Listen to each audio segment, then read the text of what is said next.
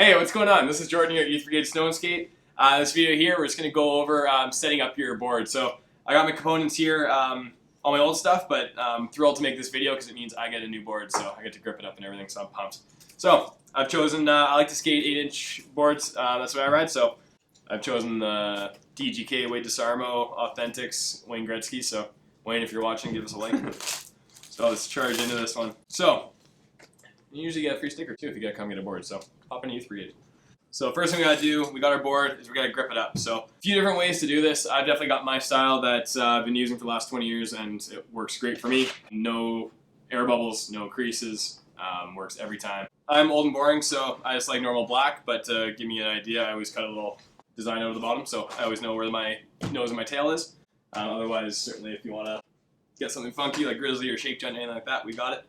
So yeah, what I like to do is I hold the ends of the grip tape with my forefinger or my pointer finger and my thumb, and then with my middle finger I just kind of use that to guide where the nose and tail is, and that makes sure I'm able to see where the edges of the board are, so I'm not going to end up with the grip tape all crooked.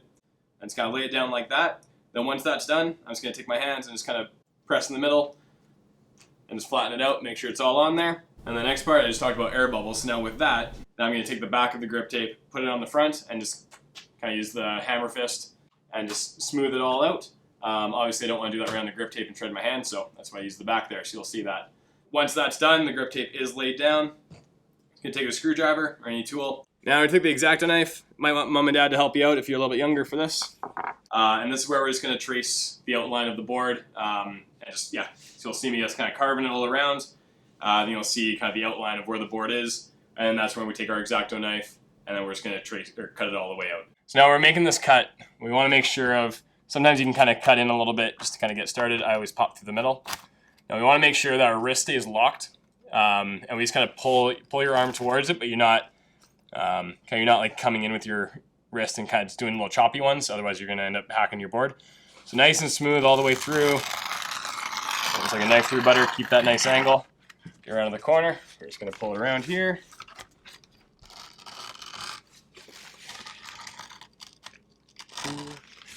Around that corner, and then come on home.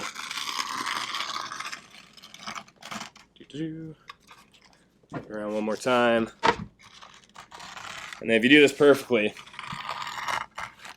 you end up with this perfect little picture frame right here. And then last little thing that I like to do is just rip off the corners there of the side and just take that grip tape. I'm just going to file. And just like that. We got a grip board. Last thing we need to do before we can put anything else on is just poke out the hole. So stick a skinny little screwdriver, something like that. I'm just going to pop those holes through so that when we go to put the trucks on and the hardware, got somewhere to go. And I'm just going to do this quickly, just poke that through to make it smoother.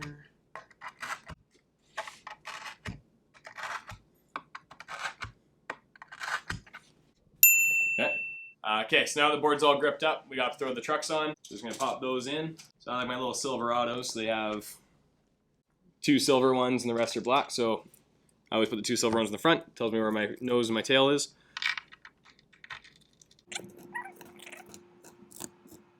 All right. So now when we're putting our trucks on, I want to make sure that the kingpin is on the inside, okay? I've seen a lot of people, if you go to some mall shops and stuff like that, kind of those fake ones. I've seen a lot of trucks and boards come in like this, and the kids are wondering why it doesn't work well. It's going to be super wobbly, so that's wrong. Make sure that kingpin's on the inside. Pop that in there, and we'll screw these on tight.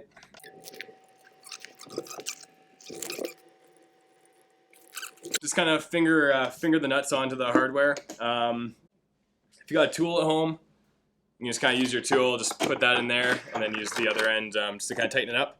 Since I have the luxury of being in a shop and having a screwdriver or a drill, I'm going to do that. So, just going to do it the fast way.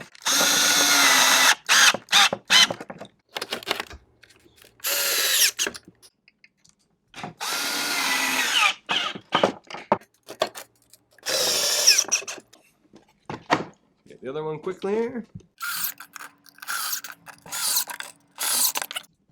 Hardware's on. We we need to get the bearings into the wheels. So remember, 1 wheel, 2 bearings.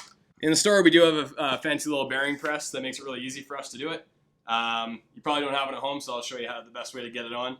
So throw the bearing in first, just take the wheel, and we're just going to do just a nice, even kind of press into it. You're going to kind of feel it sink in a little bit. But you want to make sure that you're not going to push it in too hard, that you're going to bend it, but at the same time that it is nice and sunk. So yeah, you'll get that feeling.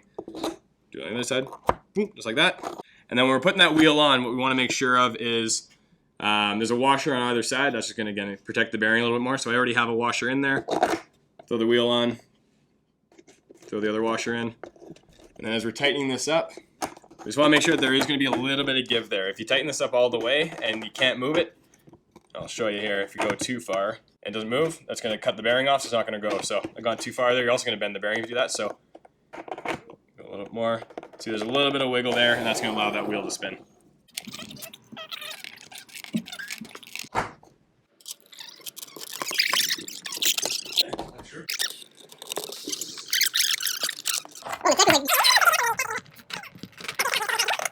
Alright, so just tighten up that last wheel on there. Gonna have that little bit of wiggle in there, make sure that's spinning nice and smooth.